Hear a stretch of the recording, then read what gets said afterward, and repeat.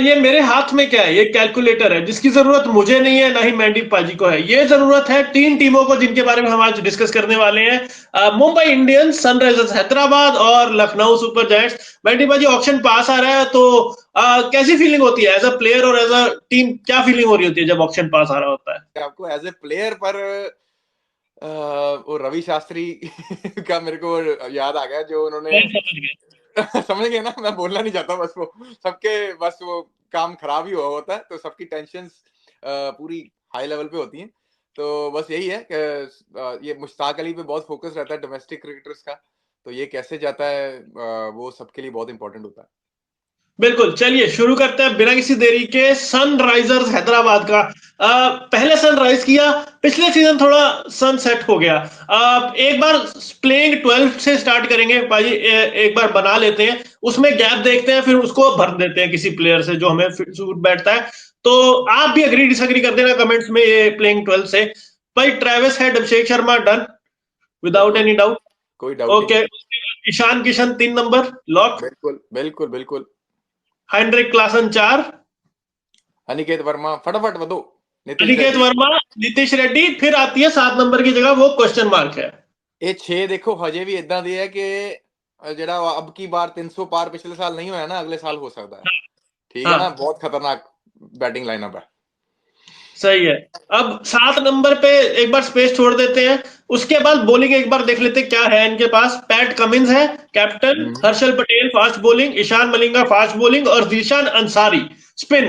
तो बाजी स्पिनर यहाँ मुझे दिख रहा है चाहिए, और एक 7 नंबर पे player who can bat and ball. आपको भी ये गैप्स गैप्स से सहमत हो आप इस टीम बिल्कुल में? यही गैप है बैटिंग में, तो पूरा जैसे 6 नंबर तक फुली है बैटिंग में, भी बैकअप ले सकते हैं बैटिंग वाला, बट मेनली उनको वो वहां पे एक जगह खाली है। आई थिंक एक फास्ट बॉलर चाहिए अच्छा, क्योंकि मोहम्मद शामी अब हम्म, नहीं है, तो हम्म, उसकी जगह आई थिंक जैम्पा को बाहर बिठा के इन्होंने मलिंगा खिलाए थे लास्ट ईयर और हम्म, उन्होंने अच्छा भी किया था। तो आई थिंक एक फास्ट बॉलर चाहिए उनको, और एक आध स्पिनर भी चाहिए होगा। राहुल चाहर को खिलाया नहीं और जाने भी दिया है, और वो नीचे एक 7 नंबर वाला 8 नंबर वाला कोई बैटर जो साथ में बॉल भी कर दे, है ना, वो एक उनके पास ऑप्शन हो सकती है। आई थिंक उसमें मुझे लगता है कि मे बी आप सनवीर सिंह के पास जा सकते हो, उनके पास ऑलरेडी थे एसआरएच में। पता नहीं क्यों लास्ट ईयर पिक नहीं हुए वो, मैं काफी शॉक था एक्चुअली, क्योंकि काफी तगड़े इम्पैक्टफुल प्लेयर हैं, बॉलिंग भी डाल देते हैं। Obviously not a genuine proper bowler, लेकिन एक दो ओवर डाल के दे सकते हैं। और हाँ, सिमिलरली मुझे लगता है कि somebody like मे बी मूरा सिंह यार, वो भी मुझे लगता है कि उस नंबर पे थोड़ा बैटिंग करके आपको दे सकते हैं। हिटिंग एबिलिटी अच्छी है, चाहे आप बीच में उस स्पिनर के खिलाफ आप उसको भेज दो। बॉलिंग यस उनके पास इतना पेस नहीं है, लेकिन आइडिया अच्छा है। ठीक है, बीच बीच में यॉर्कर थोड़े स्लोअर डाल के वो निकल सकते हैं। आई थिंक ये एक दो ऑप्शन उनके पास हो सकते हैं जो वो ढूंढ रहे हैं। यही एक खाली है, बाकी wrist spinner I think I am sure वो जाएंगे एक आध ढूंढने, क्योंकि राहुल राहुल चाहर को जाने दिया है। बिल्कुल। अंसारी तो ऑलरेडी उनके पास है, बट मे बी जैसे पंजाब के अपने शुभम राणा है, हाँ, कार्तिक चड्डा भी कार्तिक हैं, बट चड्ढा। हाँ बट आई डोंट थिंक क्योंकि कार्तिक चड्डा ज्यादा खेलते नहीं है पंजाब के लिए। शुभम हाँ, हाँ, जरूर खेल रहे हैं और है भी हैं, तो उनको उनके ऊपर ज्यादा फोकस रहेगा। और भी एक दो अच्छे स्पिनर हैं डोमेस्टिक क्रिकेट में, रिस्ट स्पिनर्स तो काफी आ रहे हैं। एक कर्नाटका प्रीमियर लीग में मैंने देखा था लंबे से 6 फुट के 6 फुट 4 इंच के बॉलर थे। रील देखी थी मैंने एक्चुअली, मनीष पांडे को हाँ, काफी तंग कर रहे थे। यशराज, बिल्कुल यशराज। आई थिंक एक वो अच्छी ऑप्शन हो सकते हैं, तो वो लोग जरूर देखेंगे। बाकी करण शर्मा भी हैं जो लास्ट ईयर मुंबई इंडियंस के लिए खेले थे। राहुल चार को जाने दिया, सस्ते में ही थे, तो मुझे नहीं लगता उनके पास वापस जाएंगे।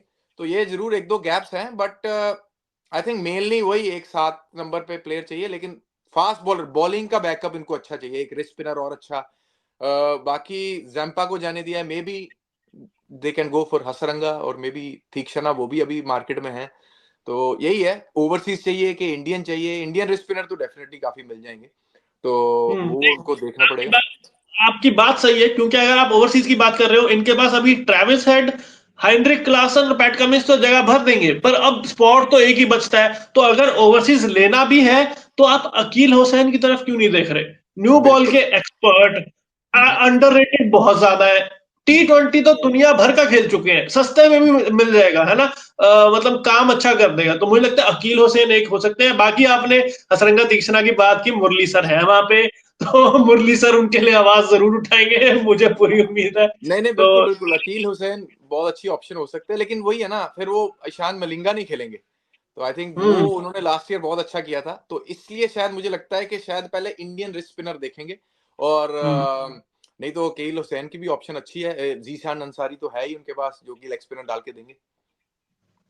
बिल्कुल।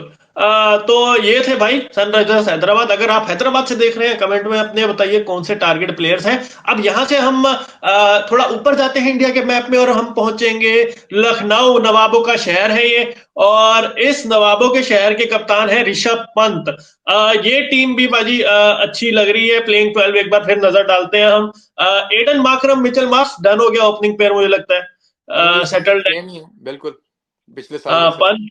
पूरन, बदोनी, समद, और यहाँ यहाँ फिर से आके 7 नंबर पे गरारी फंस रही है। एक इनका भी स्पॉट। बिल्कुल, इनका भी सिमिलर है थोड़ा एसआरएच की तरह। एक रिस्ट स्पिनर ऑब्वियसली बहुत अच्छा है इनके पास, दिग्वेश राठी लास्ट ईयर बहुत अच्छा किया। उनके लिए टेस्ट रहेगा लेकिन इस साल, क्योंकि लास्ट ईयर पहला सीजन था। क्योंकि एक साल आप अच्छा करते हैं लेकिन अगले साल टीमें प्रिपेयर करके आती हैं, तो उनके लिए टेस्ट रहेगा ये इस सीजन कैसा करते हैं। रवि बिश्नोई को जाने दिया है उन्होंने, तो मे बी इनको भी एक रिस्ट स्पिनर चाहिए, तो ये भी शायद एक रिस्ट स्पिनर जरूर ढूंढेंगे। और 6 नंबर तक बैटिंग इनकी पूरी है। बैटिंग ऑर्डर की पसूड़ी है इनको थोड़ी सी, ऋषभ पंत का अभी तक फिक्स नहीं हुआ कि कहाँ पे उनका बेस्ट निकल रहा है, तो वो उनको देखना पड़ेगा। अदरवाइज धोनी भी इनके लिए अच्छा कर रहे हैं। अब्दुल समद ने भी बीच बीच में अच्छी नॉक्स खेली, क्योंकि नीचे बैटिंग करना हमेशा मुश्किल होता है, और वो उनके पास पावर है, तो वो आई थिंक बैटिंग इनकी अच्छी है। 6 नंबर तक डेविड मिलर को जाने दिया इन्होंने, तो यस। आई थिंक एक आध ये भी एक ओवरसीज प्लेयर भी ढूंढेंगे कोई ऑप्शन। और बाकी शमी आ गए हैं, तो वो डेफिनेटली आई थिंक स्टार्ट करेंगे। और इंडियन बॉलिंग, फास्ट बॉलिंग तो इनके पास काफी, आवेश खान भी फिट हो बहुत। जाएंगे मुझे लगता है। और मुझे बहुत पसंद है यूपी के जो फास्ट बॉलर है मोहसिन खान। आई थिंक वो बहुत हाँ। अच्छे बॉलर है, लेकिन इंजरी से वो भी बहुत परेशान रहते हैं। Mayank Yadav, he is one of my favourite. तो फास्ट बॉलिंग, और लास्ट ईयर प्रिंस यादव ने बहुत अच्छा किया था, तो ये सारे बहुत अच्छे हैं इनके पास। फास्ट बॉलिंग इंडियन बैकअप बहुत अच्छे हैं। आई थिंक ये एक आध ओवरसीज फास्ट बॉलर की तरफ जा सकते हैं। वो कितने मार्केट में आएंगे, कितने तगड़े हैं फास्ट बॉलर ओवरसीज अभी अवेलेबल, वो देखने वाली बात है। मुझे लगता नहीं है कि वैसी आपको अवेलेबिलिटी मिलेगी फास्ट बॉलर्स के ऊपर ओवरसीज में स्पेशली। नहीं तो इंडियन तो बहुत है, इंडियन फास्ट बॉलर्स आपको मिल सकते हैं दो चार अच्छे। लेकिन मुझे लगता नहीं कि इनको इंडियन फास्ट बॉलर्स चाहिए। ये भी वही एक 7 7 नंबर वाला कोई बैटर जो बॉल डाल सके। Shahbaz Ahmed obviously last year खेले थे, लेकिन उसके ऊपर थोड़ा इन्होंने भरोसा कम दिखाया था। आई थिंक उनको आप एज ए बैटिंग ऑलराउंडर भी खिला सकते हैं, बैटिंग में बहुत दम है उनके पास, और एक दो ओवर जहां डलवाने हो आप डलवाओ उनके लेफ्ट आर्म स्पिनर के। बिल्कुल आपकी बात सही है, पर मेरे दिमाग में एक और स्ट्रेटेजी आ रही थी जो लखनऊ कर सकता है। आपने निकलस पूरन को 4 पे रख रखा है। एक बल्लेबाज इनके पास है मैथ्यू ब्रेट्सकी, जो अभी मतलब धुएं निकाल रहे हैं इंडिया के। डरबन सुपर जायंट्स में आपको बता दूं SA20 का पार्ट है, सेम फ्रेंचाइज का पार्ट है।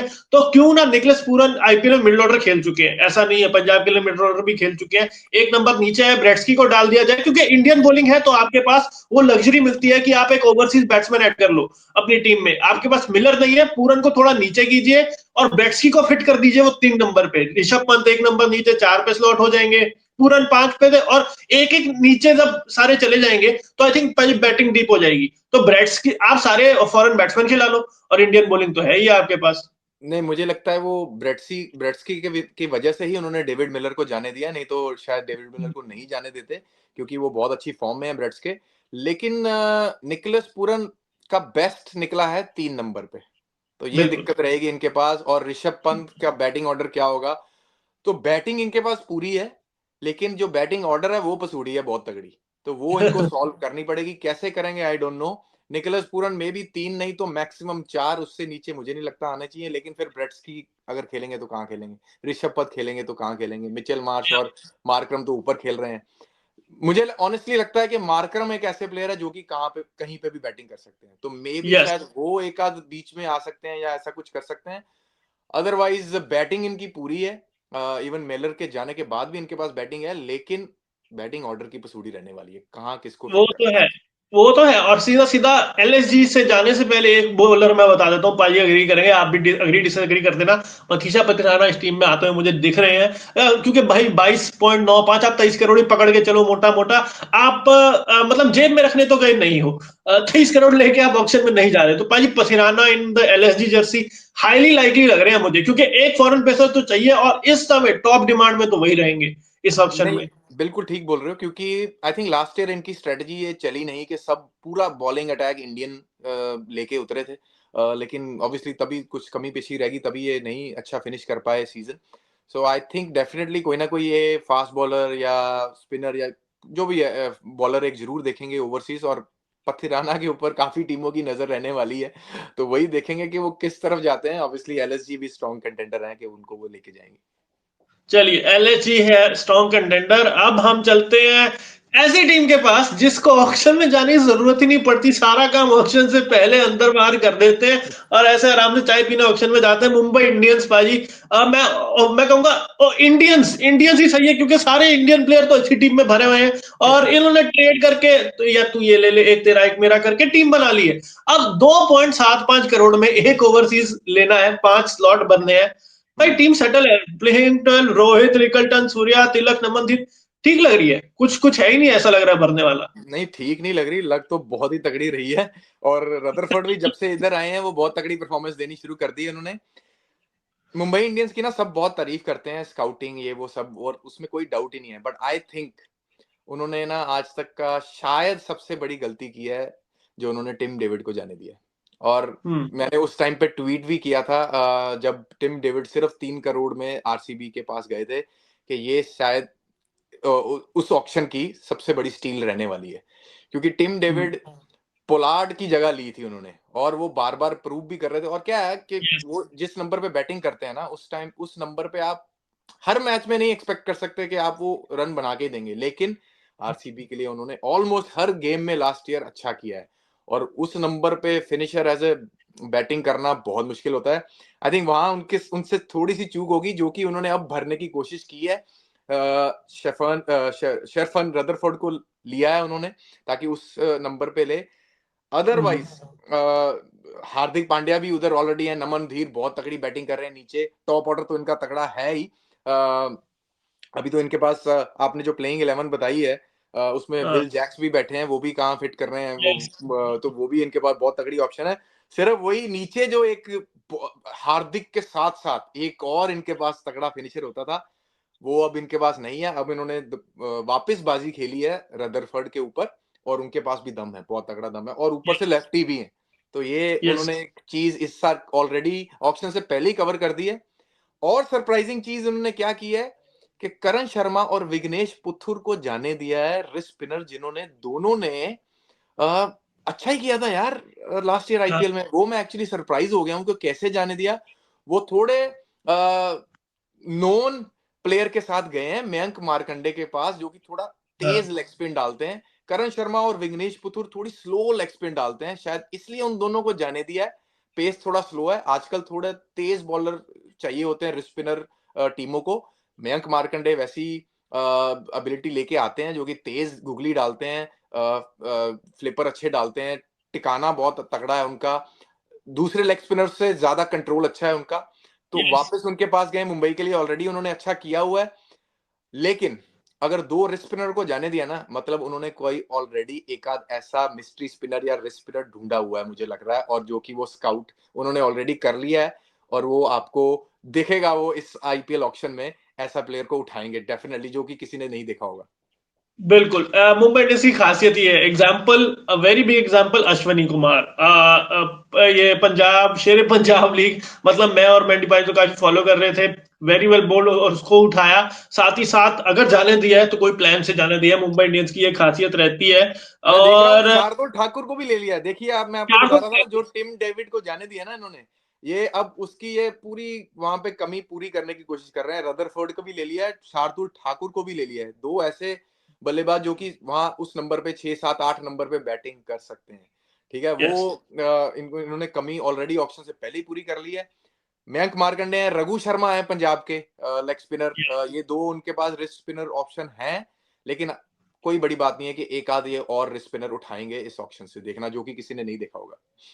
किसी ने नहीं देखा होगा लीग्स में, obviously I will credit, I mean John Wright, Bumrah को खोजने वाले वो जोहरी, बिल्कुल। John Wright is always there, their scouting setup is very good. आप अगर मुंबई के फैन है, आप बताइए आप कौन सा पॉपकॉर्न खाने वाले हैं, कौन सी चाय पीने वाले हैं, क्योंकि ऑप्शन में आपका देखने का ज्यादा कुछ है नहीं।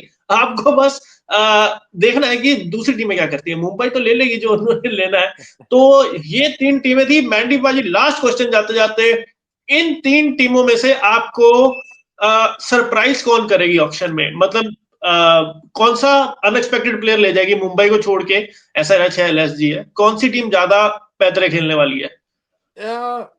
नहीं, पैंतरे, चलो मुंबई के पास तो ज्यादा पैसे ही नहीं है कि वो ज्यादा खेल नहीं सकती, लेकिन हाँ, जैसे मैंने बोला, वो कोई ना कोई अननोन आइडेंटिटी जो किसी ने सुना नहीं होगा, वैसे प्लेयर को जरूर उठाएंगे। तो वो तो हो सकता है। बाकी आई थिंक एलएसजी भी, वैसे देखा जाए ऑन पेपर तो सही है, लेकिन एलएसजी और एसआरएच को ना थोड़ी सिमिलर चीजें चाहिए, दोनों को बॉलर चाहिए, तो वो देखने होगी। मुश्किल है कहना कि कौन ऐसे सरप्राइज कर देगी, बट मैं फिर से जाऊंगा कि एमआई इतने पैसों में भी ना कोई सरप्राइज प्लेयर एक उठा लेगी। चलिए, ये तो भाई हमारी पिक थी। मैं चाहता हूं कि एसआरएच फिर से कुछ ना कुछ ऐसा बाई करे, और मुझे लगता है ऑस्ट्रेलियन बाई एक ना एक वहां आए, क्योंकि पैट कमिंस वहां बैठे हैं। एलएसजी ऑब्वियसली गोइंग का साहब है वहां पे, और ऋषभ पंत को जैसे लिया था, एक और बम्पर बाय वहां भी हो सकती है। आप अपने कमेंट्स में बताइए कौन सी टीम अच्छा करेगी। चैनल को कर दीजिए लाइक, शेयर और सब्सक्राइब, और हम आपसे मिलेंगे बाकी टीमों का स्ट्रेटेजी लेकर अगली कुछ वीडियोस में। Thank you and good bye until the next time. Good night.